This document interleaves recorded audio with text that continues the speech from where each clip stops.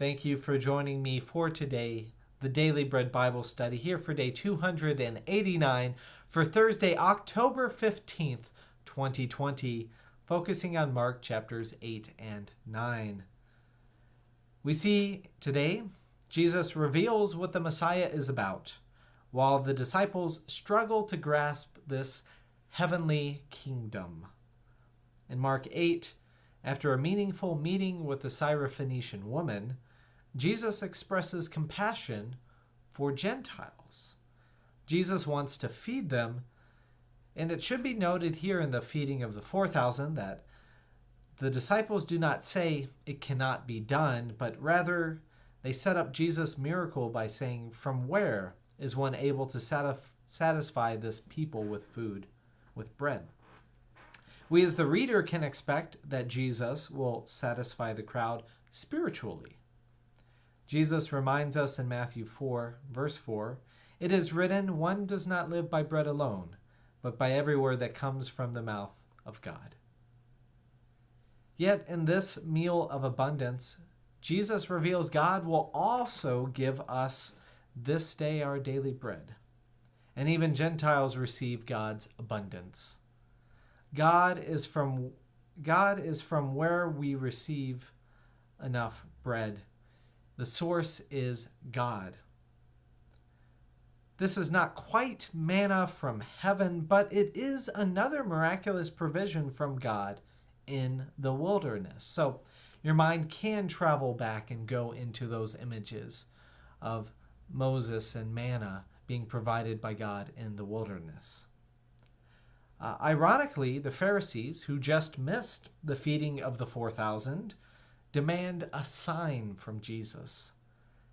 Now, many things Jesus does could be signs, yet the lack of faith in the Pharisees, or specifically in this generation, this group of Pharisees, will never quite be able to see any signs that Jesus does.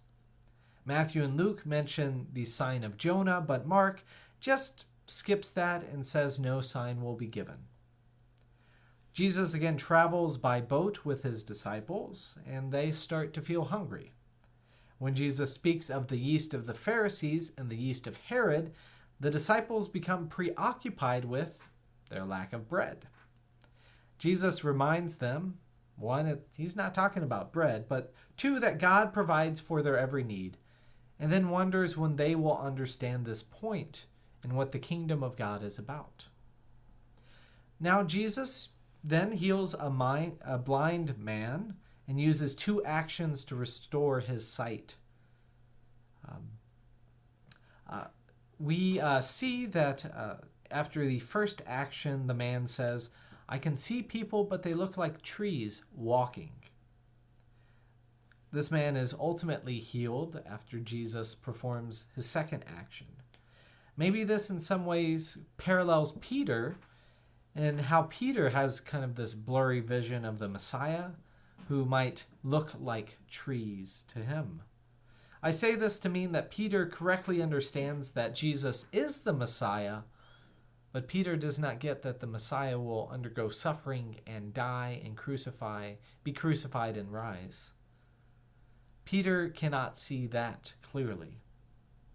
Now the resurrection will function as the second action of Jesus, the one that will ultimately produce clear sight of the Messiah for Peter and his disciples.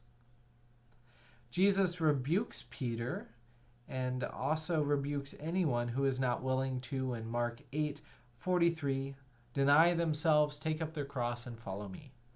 For those who want to save their life will lose it, and those who lose their life for my sake and for the sake of the gospel will save it. Those willing will experience continuous life and even more surprises from God. So moving into Mark 9, those willing disciples, namely Peter, James, and John, get to see the transfiguration of Jesus, talking with Elijah and Moses. The Messiah is clarifying details with representatives of, quote, the prophets and the law, indicating that God is fully committed to a Messiah who dies. We even have God's voice proclaim in Mark 9, verse 7, "This is my Son, the beloved, listen to him." This is the same type of voice that came at Jesus' baptism. So this transfiguration and this baptism are intimately connected.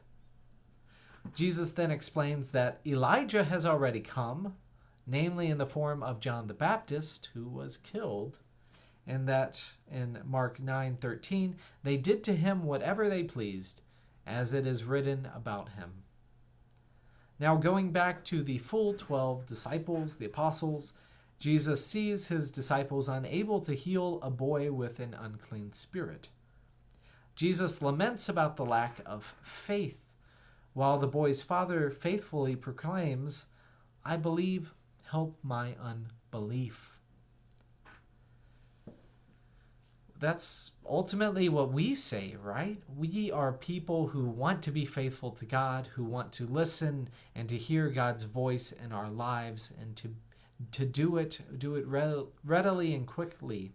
But sometimes we have our hang-ups that hold us back. In those moments, we get to proclaim, "I believe, Lord, help my unbelief." And for this statement, I believe the spirit is rebuked, and the boy drops completely still and then stands once more, renewed by Jesus and God. As the disciples wonder why they were unable to remove this evil spirit, Jesus proclaims in Mark 9:29, "This kind can only come out through prayer." Far too often, I find myself asking for quick fixes instead of seeking the healing power of repeated prayer. It's important to remember that this repeated prayer shapes and forms us into faithful people, and it's not solely because God needs to grant us every request. Jesus again foretells his death and resurrection, as his disciples are yet to see the role of Messiah clearly. The conflict around who is the greatest kind of proves that they are focused on earthly powers, earthly understandings, instead of kingdom understandings, namely God's kingdom. In Mark 9, verse 35, Jesus proclaims, "Whoever wants to be first must be last of all and servant of all." Jesus then uplifts a child as an example of the greatest in the kingdom of God. And even Jesus does not need to be the greatest. Someone casting out demons in his name aligns himself with Jesus and God's kingdom, which again does not care for naming people as the greatest. Counter to our earthly experiences, Jesus recommends cutting away anything that would hold us back from God's kingdom. Our conflicts will only make it harder to enter life instead of making it easier. And our attachments as well, too, can be unhealthy at times. So may you, as we are all growing in the kingdom of God, may you be encouraged and nurtured. May God give you the ability to see his role as Messiah clearly, and especially his role in your life in this day and this time.